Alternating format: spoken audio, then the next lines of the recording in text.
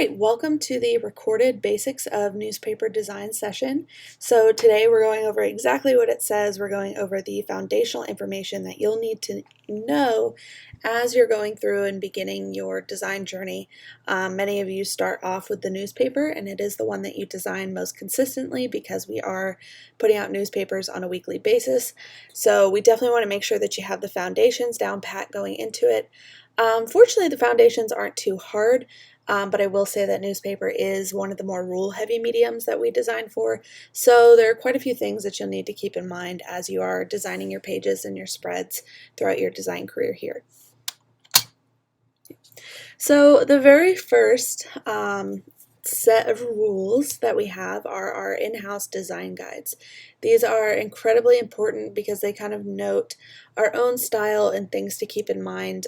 They're meant to dovetail alongside the rules mentioned here. So all of the rules that we'll be talking about today are derived from the Newspaper Designer's Handbook by Tim Harrower.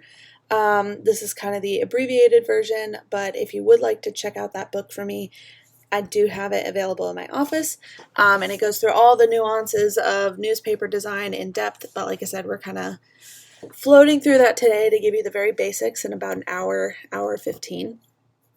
But like I said, these design guides are meant to dovetail with that.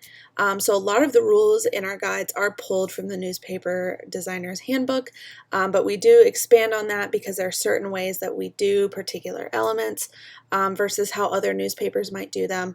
It tells things like our body text, what kind of headline fonts to use.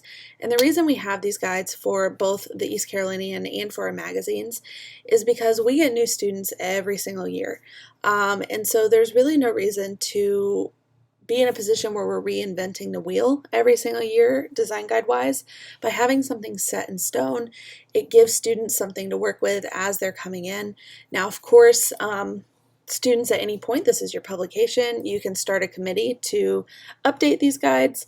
But like I said, year after year, we should be making like minimal changes. Of course, we're going to have necessary changes year after year, new elements that have been created that need to be added. But if we were constantly changing the look of our publications, such as the logos, the body text, there's no kind of brand recognition that we're creating, or familiarity among our audience. So that's why we have these guides to make sure that we're kind of maintaining that as the semester and year goes on. So I'll do a brief overview of these guides. I could probably spend a whole lesson just going over each element, but I'm not going to do that because we have a lot of other things that we need to talk about. So it is important that you as an apprentice are taking the time to get to know your guides, because the guide is going to be one of the first things you should be referencing when you have a question. Of course, there are a lot of people in the office who are more than willing to help you with those questions, and similarly, I know I'm available for text and call at any point if you have a question. But these guides are your reference book, and so you want to make sure that you're checking them, and eventually, over time, you'll start to memorize the things in there naturally. So definitely make some time to go through this. It will also be a big part of your exam, knowing how to navigate these guides. So we're going to do a brief overview of the East Carolinian Design Guide. I'm not going to touch on the magazine guide today, but just know that it does exist, and we will go over that briefly at a later date. But as you can see in this guide, the really cool thing about it is it not only tells you how to use things, what they look like, but it also gives you specifications in the event that maybe our design library goes missing or elements are deleted. We have all of this information here, knowing exactly how to recreate it should that ever happen. As you scroll through, it gives information on body text, how to use bylines, what to do for candidates versus tech staff. We have a color palette here to the right that you can reference if you need a starting place. Moving down, it's got information on when to refer to something as a staff report. So if it's fewer than 400 words, it should be labeled as staff report. Moving on, we know how to do column names, column widths. It's just got a bunch of information in here with a lot of examples for you. So do make sure you're referencing it because it covers just about everything that you could think of regarding the newspaper. Now I will say, as I'm scrolling through this, I am recording this in the fall. So with that being said, we're actually in the process of updating the guide right now through a committee of our executives. So just know that some of this is going to change going into spring 2023. Anyways, just scrolling through, you can see all of these elements that we have included here. So again, just make sure you're taking time to familiarize yourself with this, read through it, take it seriously, because this really is like your design Bible at the end of the day. And if at any point you have questions about the guide or need clarifications, you can certainly ask me, the creative director, your production manager. And sometimes, there are instances where we've had students ask, hey, do we have anything in the guide about this thing, or can we add something about how to do this? Those are definitely the things that year after year we're looking to make little additions, because as with anything, we're growing division, things change on an annual basis, and so we are constantly needing to add new things or do certain little updates. Moving forward, as a designer, always keep in mind that deadlines, that kind of drives your work, drives how you approach your work. The first rule is kind of obvious, but you want to make sure that you're meeting your deadlines. As a designer, you cannot keep others waiting on you, because we have a paper that needs to be in by 9 p.m. on production nights. We have magazines that need to be in at a certain time, so that way we can get them on stands when advertisers and our audience expect them to be there. So if you are assigned a project, make sure that you're not waiting until the last minute to start working on it. At that point, you really have nobody to blame but yourself. And it's also going to annoy others around you if you're somebody that's constantly waiting until the last minute to do something and ultimately holding up production. Now, on that part, the deadlines kind of go for everybody in this business. If your photographers aren't meeting their deadlines, designers can't design their pages. If reporters aren't meeting their deadlines, then editors can't edit on time, and then you can't have articles that go into the publication. You have nothing to work with design-wise. So everybody's expected to meet deadlines. It's not just designers. So definitely make sure that you are doing everything that you can to meet your deadlines. Can't always control what others around you are doing, but you can control what you're in charge of doing. On that note, you may have a blatant deadline for an ad that you have to do, or spread, or infographic, or what have you. But I would encourage you to establish personal deadlines for yourself if necessary. So you might say, all right, even though this infographic needs to be turned in by Friday for approval, I know that I want to have the illustration that's going into this infographic done by Wednesday. So all I have to do on Thursday is tie things up, and then by Friday it'll be ready to go. So those are just some ways to kind of keep yourself on track and essentially holding yourself accountable throughout the deadline process. And then lastly, just make sure you're communicating with people. I sit here and say, meet your deadlines, meet your deadlines. Everybody's going to miss a deadline at some point. It's human nature. Sometimes we fall behind. But the worst thing you can do is try and hide that from somebody and wait until they ask about it to tell them that, oh no, I'm not going to meet that deadline. Go ahead and be transparent, be upfront. If you've hit a snag, as soon as you recognize that it might throw off the deadline or that you might be late turning in your assignment, then you need to go ahead and communicate that with the editor or whoever assigned it to you. All right, now we're getting into the more technical aspects, but day-to-day design functions and things to be familiar with. If you haven't already seen this image here on the right, it is called a dummy. And every single publication that we do has a dummy. And basically what it does at the end of the day is just shows you where advertising will go. So this is what section editors and designers will use during production to establish how they want to lay out their sections, where photos are going to go, where articles are going to go, if we need extra room for jumps, all that kind of good stuff. As a designer, you should not begin designing your page until you have seen the dummy, because the dummy again is going to show you where your news holes are. Do you have a full page to yourself, such as Arts and Entertainment here has a full page, or do you have an ad that you have to design around? On that note too, although it is mainly the editor-in-chief and the production manager's job to double check ads at the end of the night, by looking at the dummy, if you are logging onto your template and seeing that the dummy is saying that you need to have a half-page ad on your page, but you're not seeing that it was dropped in, definitely let your production manager know. Now, they might just be behind and plan on putting it in later. However, by the time designers come in, typically those ads should already be on their pages. So if you're not seeing it, but it's on the dummy, you need to double check with your production manager and see what's going on.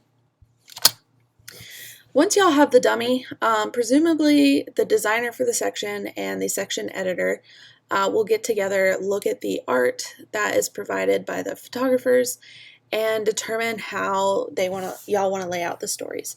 So it's pretty much a mini dummy. You can see we've got spaces for the ads here, just like they would have been in the dummy itself. But now y'all have gone in and filled in where you want to put your photos, where you want your main articles, all kinds of stuff like that. You really don't want to be designing a section or page dummy until you've seen the art, because you could sit here and say that your dominant art is going to be horizontally oriented, and then at the end of the day, when you look at it for real, it's going to be a really cool vertical photo, but now you've set up this whole dummy that is based around a horizontal. So don't put yourself in that box. Make sure that you are getting with the visual arts editor and your section editor and going through and looking at the art as you're coming up with this drawing for the section. Moving on, now we're really getting into the more technical, rule-heavy aspect of newspaper design. So the first thing that you need to know about newspapers, and really, I would say any good design in general, is kind of functioning as a modular layout. But specifically, newspapers and magazines are designed using this modular function, which basically, if you boil it down, is everything is in its own respective rectangle. The reason we do this is because it makes it easier for readers to follow along with content. This is particularly important for newspapers because we are generally putting more than one article on a page, and so if it's not packaged neatly, it can be very confusing for your reader and ultimately turn them off from reading your publication. So when working with modular layouts, there's some elements that you should remember and know should always stick together. The common kind of list for this is photo, cut line, headline, text. Now, if we want to boil that down, you're not always going to have a classic layout like this over here. So this is following the typical modular layout elements. So we got photo, cut line, headline, text. And with cut line, you might also hear it referred to as caption. But at the end of the day, like I said, you're not always going to have this layout. So what you really need to remember is that photo and cut line are always paired together. They should always be near each other. Headline and text are always paired with each other. So you're not separating the headline from the text, and you're not separating the photo from the caption. If you're following those pairings, you should ultimately be creating an easy layout for your readers to follow. So breaking down those elements, we're going to talk about the photos first. It sounds kind of obvious, but those news photos come in 3 basic shapes typically. You can come to expect it every single production night. Each shape has its strengths and weaknesses. Ultimately, they're going to be best suited for certain design configurations. Like I said before, you really can't start designing your page until you've looked at the art. That's going to tell you how you need to design. So with those basic shapes, you have horizontal. Even though this says rectangle right here, it's supposed to say horizontal. You have vertical and you have square.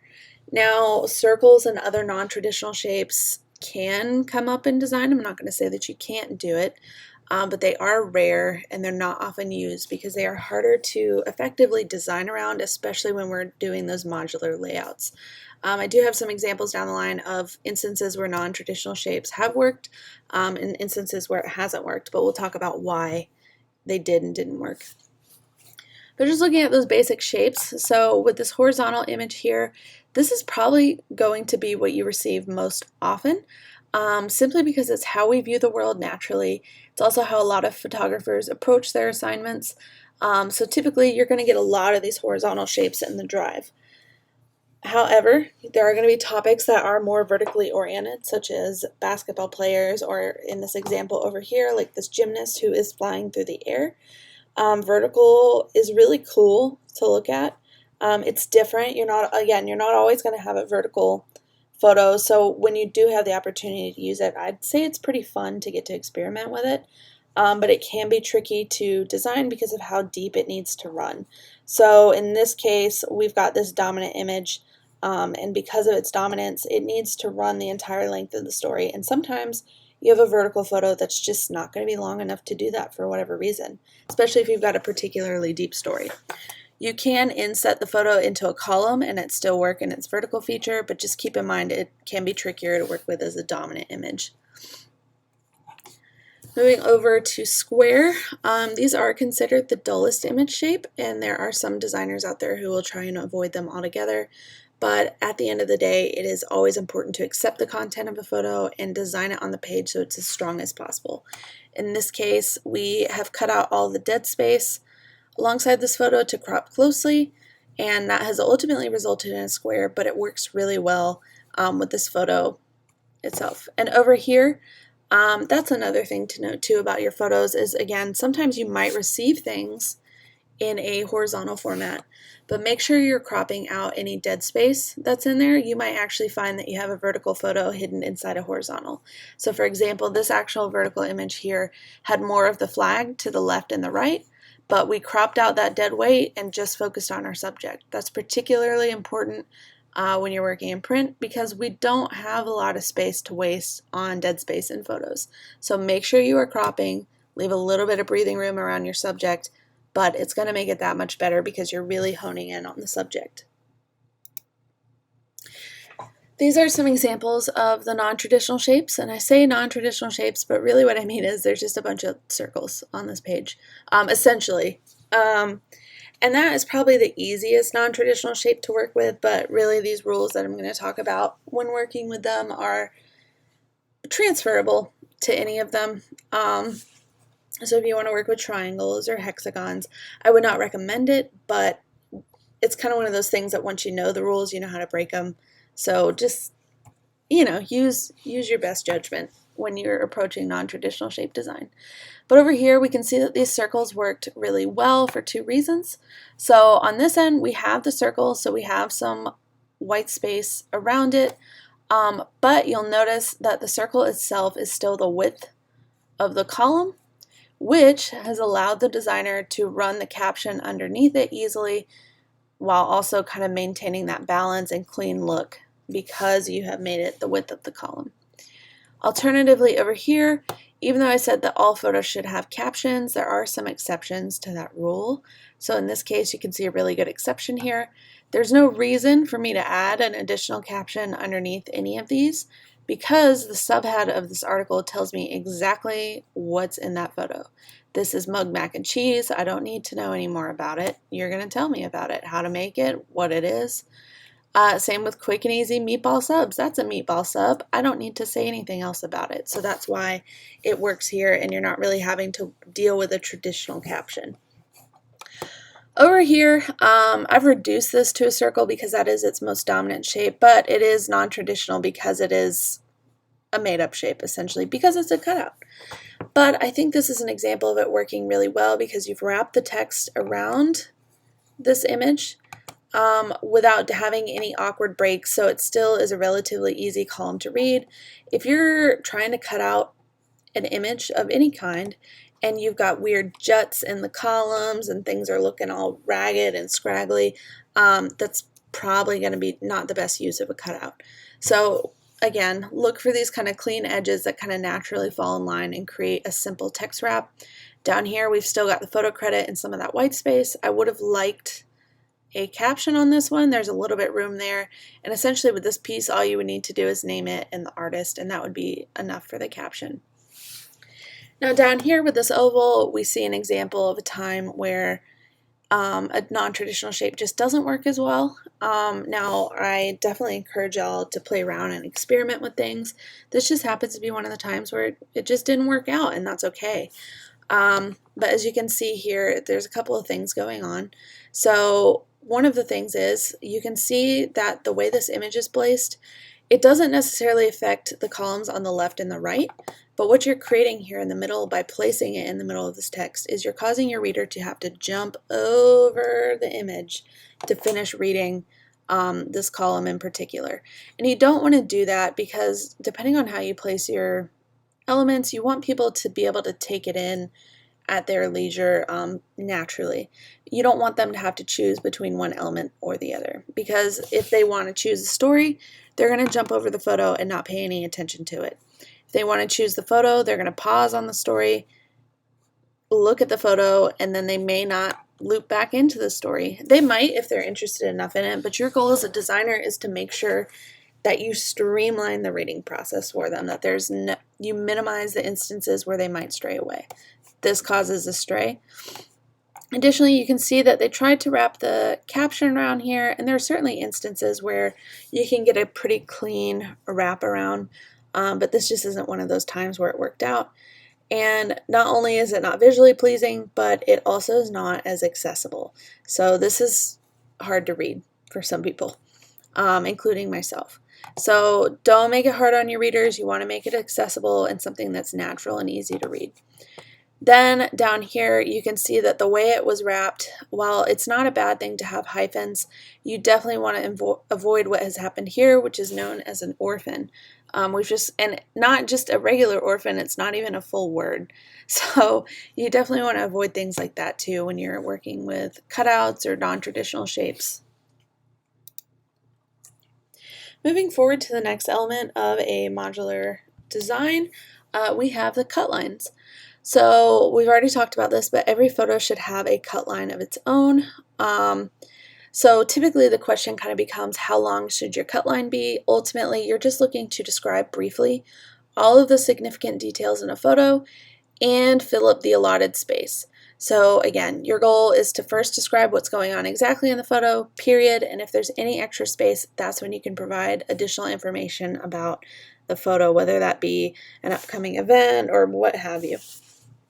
For most photos, this just basically means you're going to be working with an editor to fill up 1 to 2 sentences. However, there are some photos, such as historic images, art pieces, and standalone images that might end up needing a lengthier description. We'll look at some of those options here in a second. But generally speaking, while you're designing, the cut line's typically going to run below the photo. So over here, we can see most common. We've got the cut line right below, and it goes coast to coast to both ends of the photo and pretty much ultimately fills it out. A good rule of thumb is if you can type a capital M in there, it's just a little bit too much space. So there's a couple of tips and tricks. We'll talk about the horizontal scale in a minute. You can certainly use little things like that to fill it up, but anything greater than an M, you'll probably need to add more to the caption or adjust the wording. The other option that you have for cut lines, this is a little less common down here, but it's certainly available if you need a longer cut line, but you're limited on space. The one thing about it though is you want to make sure that you're not trapping white space.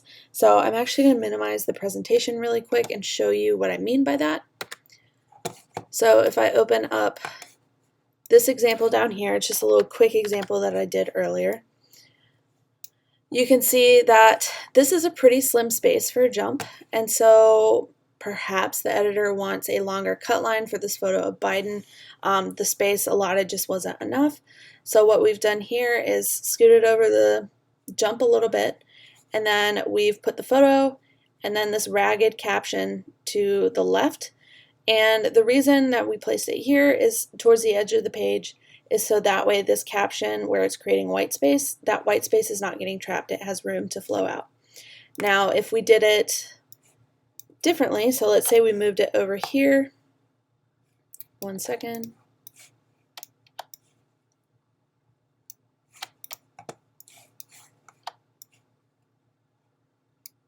Let's see. Okay. If we did that instead, you're creating this little pocket of white space, which is creating the negative effect. So instead of my attention being drawn into the article or this photo here, my eyes are automatically being drawn to this white space and there's nothing in it. So we definitely want to avoid trapping. Now, if for whatever reason you need to run the photo on this side, all you have to do is move that cut line over, select it, and then change its alignment. So in this case, we're just going to go ragged that way.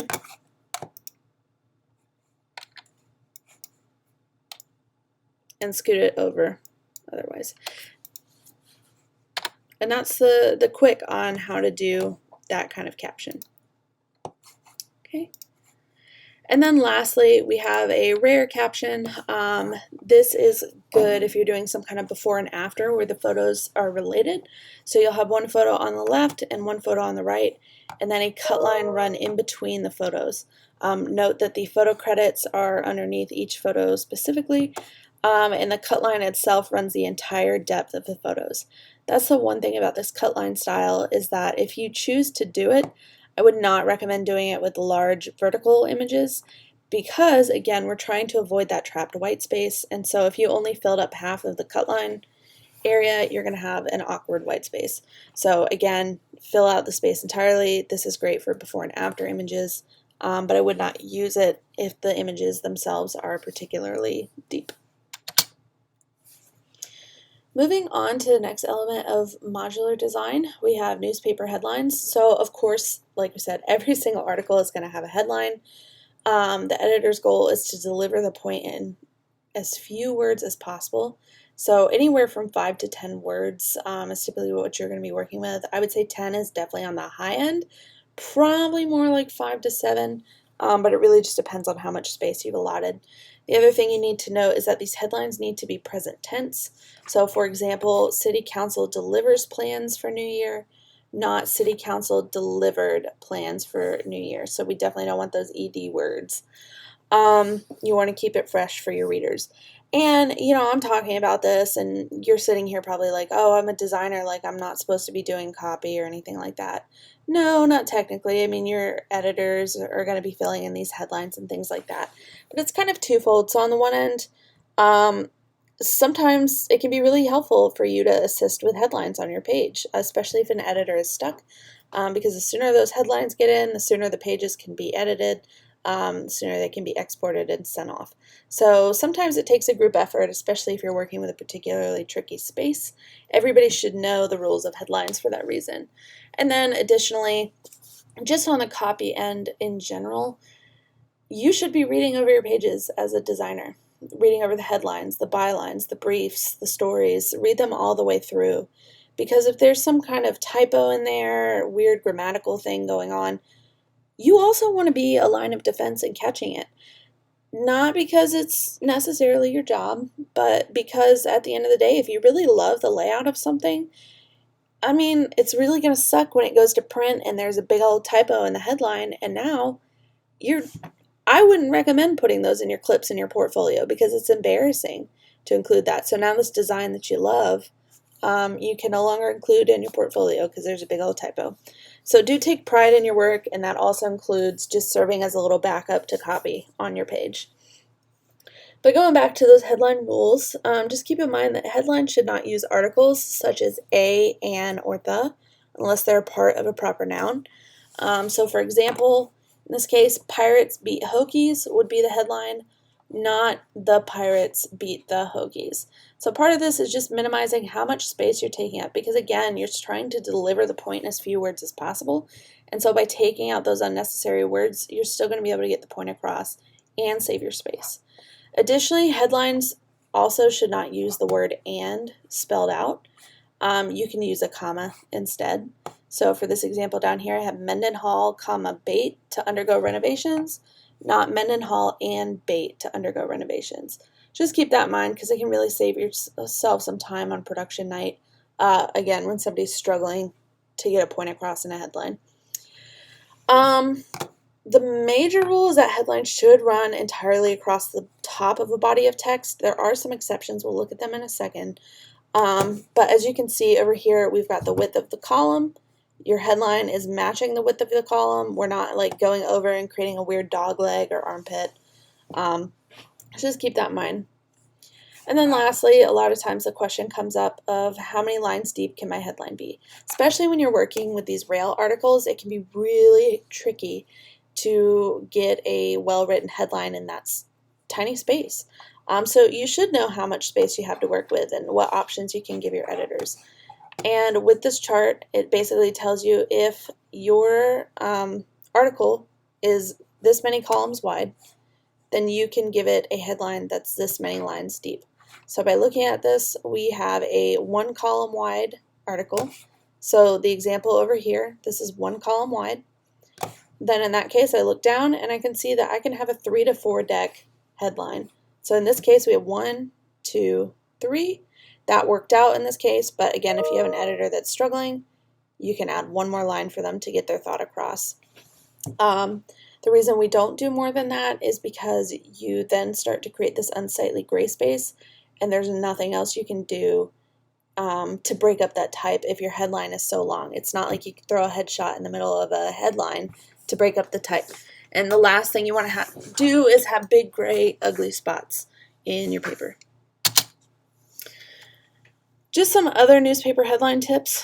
Another question that comes up a lot is how big should your headline be? It should be going down the page, essentially. So at the very top of the page, you should have your biggest headlines. By the time people get to the bottom, it should have gone down in size. So generally speaking, lead stories should never have headlines smaller than 45 point. And typically those lead news stories should also be bold. General stories really should not be going any lower than 30 point. Anything smaller than that, it's kind of like you're whispering the news. And if you're whispering the news, like, what is it doing in the paper? Those might be regular bold, but ultimately I would say no more than 2 headlines on a page should be bold, because weight and size of those headlines should be guiding your reader down the page. Now, sometimes you run into instances where maybe your headline's feeling a little too vague. You do have options. So the first one is what's called a kicker, which is essentially just a keyword or phrase used to introduce a reader to a topic. So up at the top here, we have this little tiny kicker. Where there's smoke, there's fire. And in this case, it was just telling readers, hey, this is a continuation of a series that we've been working on every single week. Other cases you might use this, you can use it for beats. Perhaps, men's basketball is a good time to use a kicker, because sometimes fitting men's basketball into a headline doesn't leave you a lot of room to say anything else.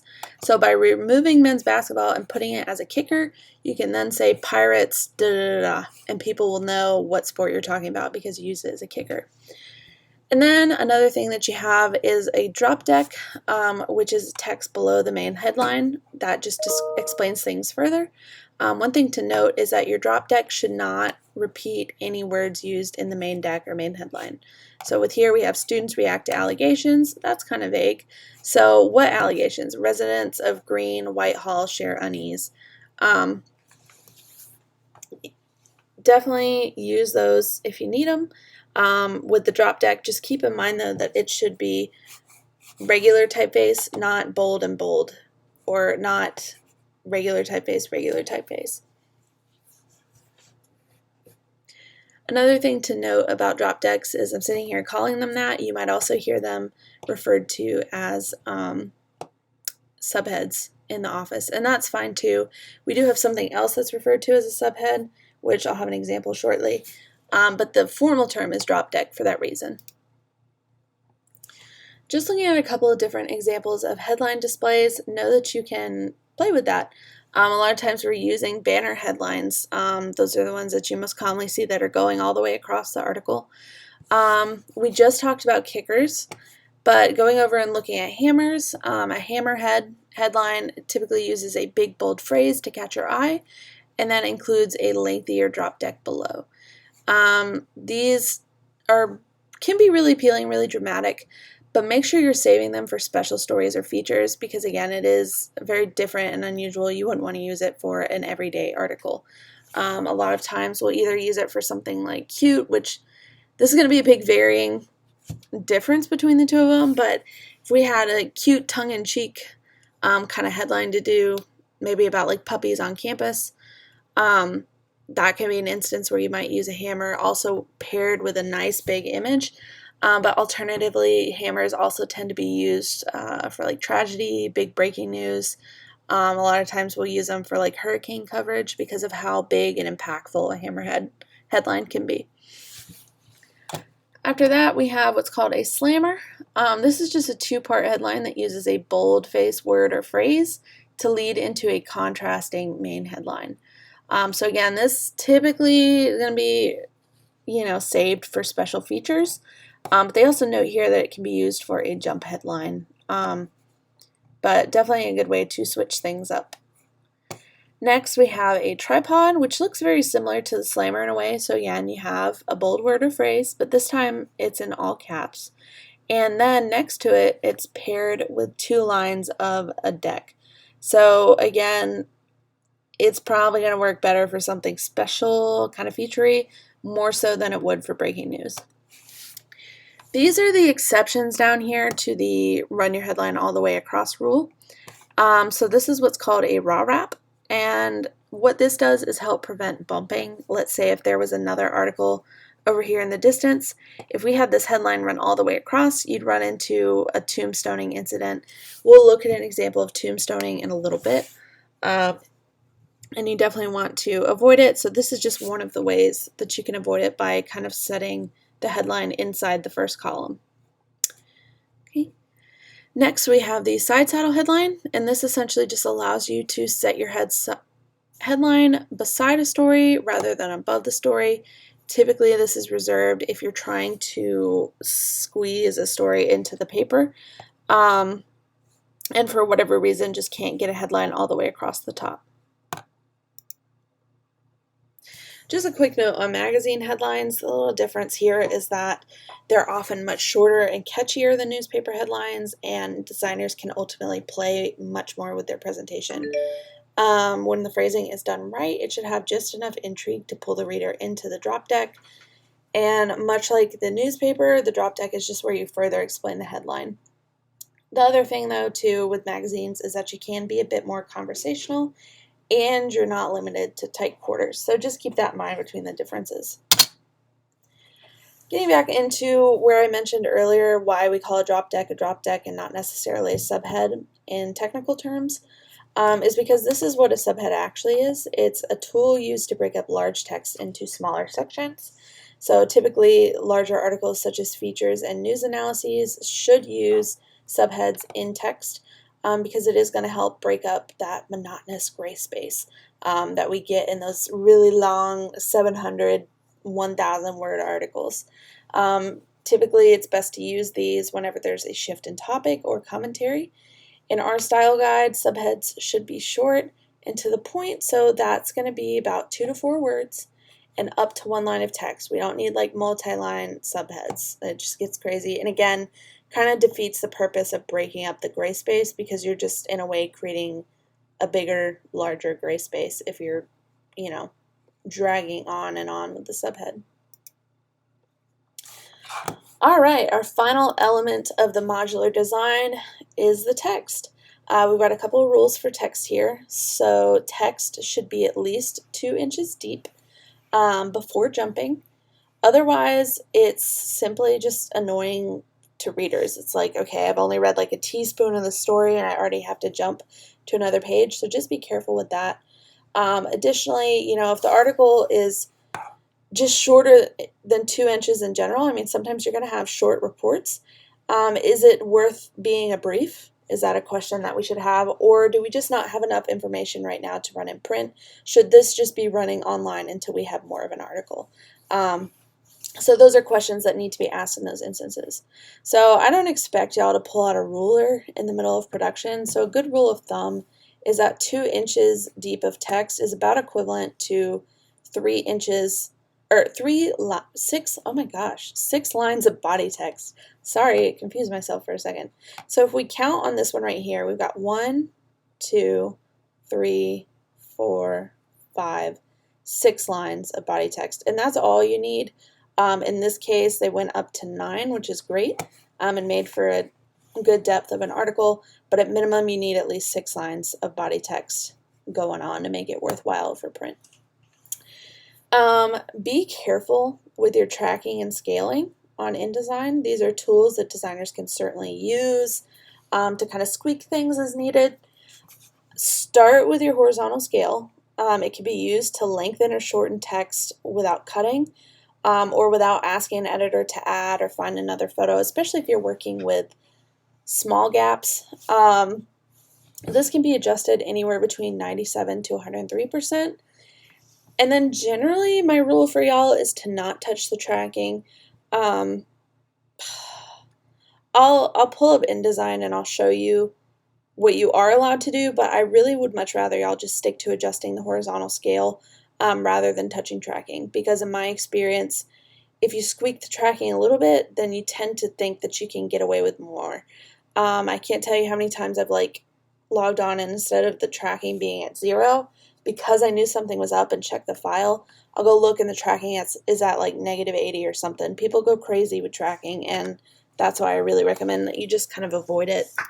But experienced designers, if you need to use it, you can. All right, so in this case, we've got an article that's running over a little bit actually, and it's already down at 97% and at -20. It should not be at -20 to begin with.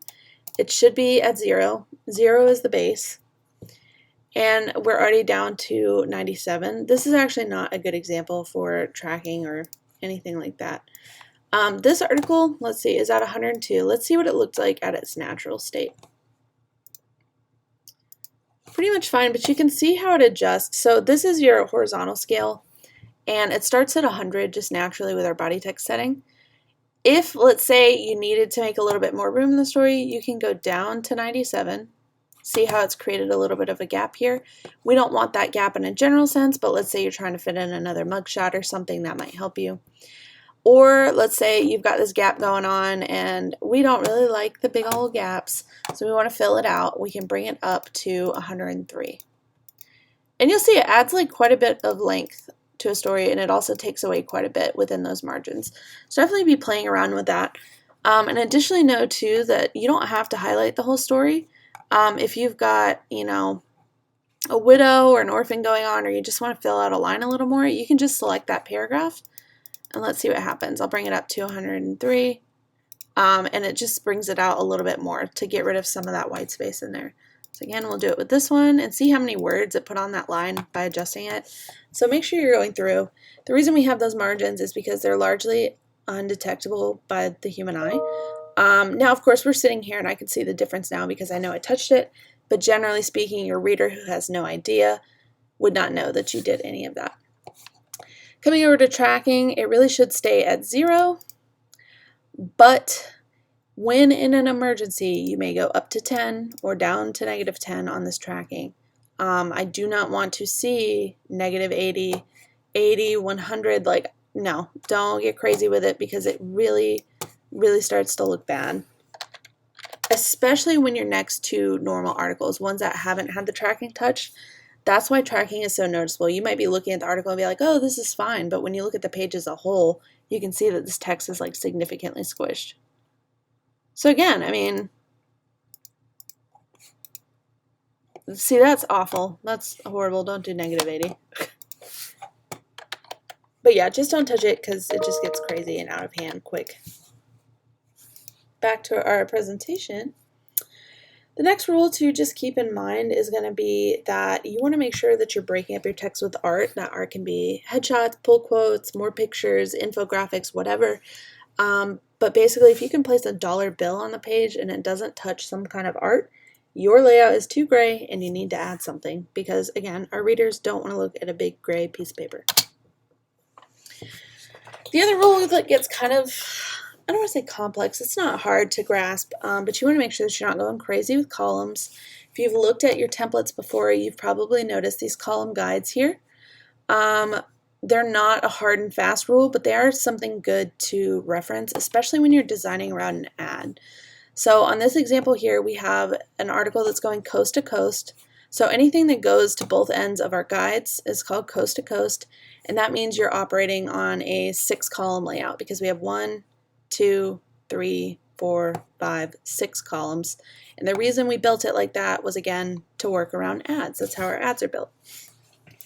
You can use what's called a bastard measurement, which is when you're not following those column guidelines. But I would stray away from doing too many bastard measurements around an ad, because you can see what happens here is while this isn't necessarily hard to read, it doesn't like throw anything off, it's not clean because we're jutting into this column right here, and it just simply doesn't have to be that way. A general rule for columns is you never want to go smaller than 2 inches per column. You never want to go wider than 3.3 inches for those columns. So I have some visual examples coming up, and we'll look at the different, bastard measurements and column measurements and things like that, just to see how it works around and with ads. So in this example right here, you can see that these columns, we're going coast to coast, and we followed our 6-column rule. You can see that because they nicely fit into these little column guides. And what you can also notice here is we don't have any unnatural jutting into the column here. So this is why we have these column guidelines in place, because when we have ads, again, it just makes it easier to design around. But we don't necessarily have to stick with those column guidelines. Again, that's where the bastard measurement comes into play. You might be wanting to run a bunch of headshots in this article, in which case these columns just might be too small to handle it and it create an awkward space. So you can play around with those measurements, and what you'll find is going coast to coast around this ad using a bastard measurement, you'll get a 4-column article that's easier to kind of put some mugshots and some art in, and it also naturally goes around the ad.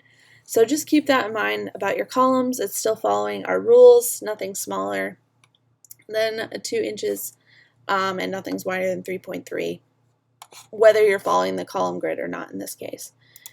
These are some examples of not following the rules and why it's an issue. So what we've got over here is we've got columns that are wider than 3.3 inches, and while they do wrap around this ad just fine, what you've done here is the column width is too long. With our readers, you're going to lose them along these lines, because I know it doesn't seem like super long, but this is like a mile for your eyes in reading time.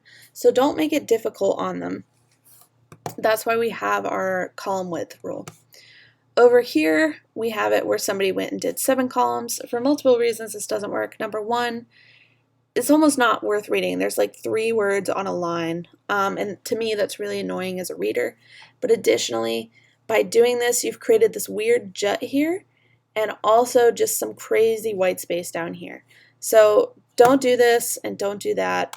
Know that you're working to wrap around the columns, and it's always a good idea to start by looking at your column guides and then go from there and see what you need given the art provided. All right, moving out of our modular layout element section, we're going to just talk a little bit about the rest of the elements of a page and kind of what to consider as you're designing. When you're thinking about designing your page, you want to figure out what the dominant art is, because you're going to be designing the whole page around that. Sometimes your biggest story of the day has the best art, so it's really easy to figure out what your dominant art and placement's going to be. However, sometimes your biggest news story doesn't necessarily have the best art. In that case, you have a couple of options. So let's say our biggest news story of the day was about the men's basketball coach resignation. Again, we don't have great art here, we just have this headshot, so they bannered it across that tells your reader, hey, this is the big story of the day. Now, if we hadn't had Lebo's resignation there, let's just pretend that the lower half of the page is the front page. Your other dominant news article area is going to be the right-hand side of the page in this little rail. So that's another option that you have here. So in that case, if Vice Chancellor search narrowing was the big story of the day, that doesn't sound like it has great art. So there's really no reason to run it in what's called the centerpiece section. That should typically be reserved, again, for either a story that has the best art, or typically like your more artsy, more fun, kind of intriguing articles that will pull in the general reader. And so on that case, our best art of the day was obviously waffles. So again, as a editor designer, you're going to want to reflect on what your readers want to see. And so in this case, the overwhelming decision in the office was the waffles pulling in. Keep in mind with your dominant art, you want to make sure that it is big. If it's small, just because you're trying to fit in more words on the page, you're doing the whole page a disservice. You want to use that art to attract your readers. So typically the rule is going to be about 2 to 3 columns wide for horizontal photos. In this case, we have our dominant image 3 columns wide, so you can see 1, 2, 3. And then we have the secondary art paired with it, which is 2 columns wide. You do want to make sure that you're going down the page again. So this is packaged in, but this art down here at the bottom is not bigger than our dominant art at the top. So just make sure as you're going down the page, your elements should be going down in size. For vertical photos, it's going to be about 1 to 2 columns wide. The one thing to keep in mind is that if your subjects, your main subject's head is smaller than a dime, then you know for sure that your art is too small. And that really goes for all photos, not just dominant art. You need to make sure that we can like see people's faces and emotions. And ultimately, just make sure that your page is balanced. So we already talked about the dollar bill rule, but additionally, you don't want one side of the page to feel heavier than the other. Here, the art is pretty well distributed, so we've got some left-hand art, some right-hand art. If I wanted to take it a little bit further and balance a little bit more, I probably would have taken this headshot and moved it to the right side of this column, but by and large, this is a pretty well-balanced page. If we had had everything on the left, again, it starts to feel very ink heavy on one side, and again, you're creating a giant gray space on the opposing side. This is just an example of dominant art in the magazines, but again, don't be afraid of size. You can see here that this one takes up, gosh, what is it, like 2/3 of the entire layout. So don't be scared, especially in magazines where you've got a lot more space to work with. But dually in magazine or newspapers too, because blowing up good art is not a bad thing. One thing with art is you do need to be careful about bumping those elements. So a lot of times it's going to be bumping photos, running them too close to each other, or things like infographics too close. You can also bump headlines. That's called tombstoning. We've talked a little bit about that already, but I have an example on the next slide. But as you can see here, we want to avoid running these photos next to each other, because just like how we want to avoid pits of gray, we want to avoid pits of ink too. It's also competing for my attention, so we're not really doing a good job here with the bumping by guiding our readers. This is just an example of bumping in magazines. You can see art, text does not create a dynamic layout, even though, you know, by and large the designs themselves, if we were looking at the page on its own, works fine. This is just an example of tombstoning, but again, this is just when articles are put side by side and headlines become adjacent. This creates an unsightly gray area and can potentially lead to people misreading a headline. So the question on this slide is, what could have been done to prevent tombstoning here? Of course, this would be the point if it wasn't a recording that I would ask you what you would do, but because it's a recording, I'm going to tell you what you would do. You have two options here to prevent tombstoning. One of the easiest ones would be to take this image right here, run it across the entirety of the headline, and essentially just bump down all of the headlines. Now, in this case, the issue that you run into is the smokestack here is kind of a iconic part of this picture, and if you were running it in that space, you're going to have to go really deep to get it as big as you need it to be without cropping and losing part of that photo.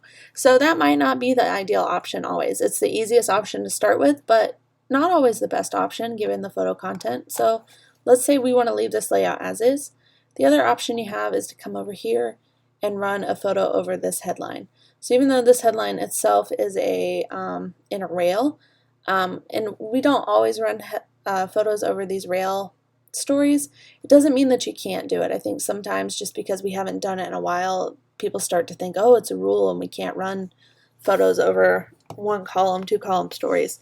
That's not true. You certainly can if you have the art for it. So in this case, just using a picture of this fraternity over the article, maybe of their house, would push this headline down and effectively get rid of the bumping issue.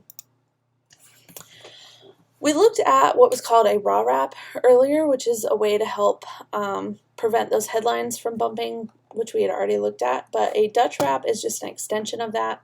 And this is another way to incorporate art into that and prevent those headlines from bumping. So as you can see here, we've done that raw wrap with those headlines, but by putting this image in between here, it also prevents a little gray space from popping up by having the text wrap in this area. When you are placing photos, the other general rule is that you want to make sure that your subjects aren't looking off the page. So in this case, on this spread, Billie Eilish is looking off the left side of the page, and so subconsciously, you're bringing your viewer off the page, and that's just not what we want to do. Are they still probably going to read this article? Yes, but again, at the end of the day, our job is to make sure that we are keeping people's attention on our content. So the very simple way to fix this would be by just moving the layout around. And very easily, you can see now that her line of sight is facing towards the article or the headline. Both, it's a package deal.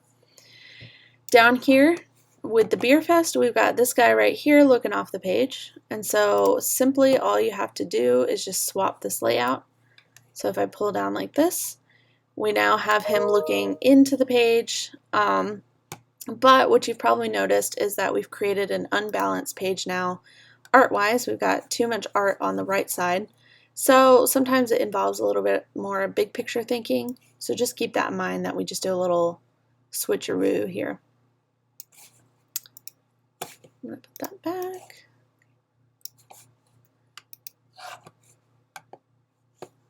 Oh no. Okay, I guess I'll have to present like this for the rest of the video. So with that, lesson right there, I think sometimes I get the question that is like, well, can't I just flip the photo so I don't have to change the layout? The big answer to that is a big fat no.